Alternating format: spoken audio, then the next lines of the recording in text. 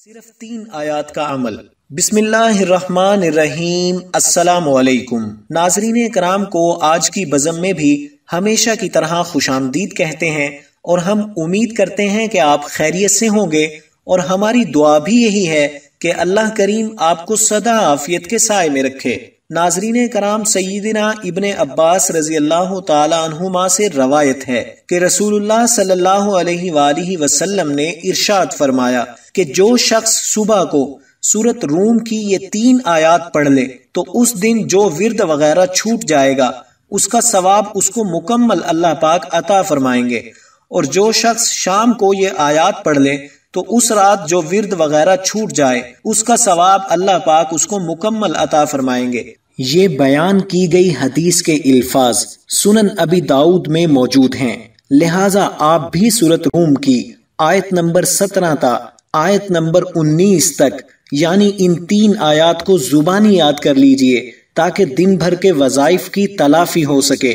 آپ کی آسانی کے پیش نظر ان 3 آیات کو تلاوت بھی کیے دیتے ہیں جو کہ سکرین پر بھی آپ کو نظر آ رہی ہیں۔ فَسُبْحَانَ اللَّهِ حِينَ تُمْسُونَ وَحِينَ تُصْبِحُونَ وَلَهُ الْحَمْدُ فِي السَّمَاوَاتِ وَالْأَرْضِ وَعَشِيًّا وَحِينَ تُظْهِرُونَ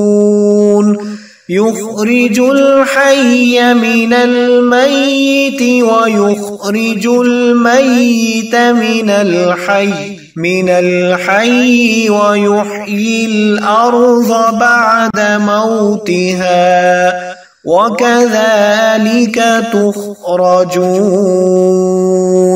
یعنی بس تم اللہ کی تسبیح بیان کرو شام کے وقت اور صبح کے وقت، اور اسی کی حمد و ثنا ہوتی ہے آسمانوں میں بھی اور زمین میں بھی، اور سورج ڈھلنے کے وقت بھی اس کی تسبیح کرو، اور اس وقت بھی جب تم پر ظہر کا وقت آتا ہے اور بے جان کو جاندار سے نکال لیتا ہے،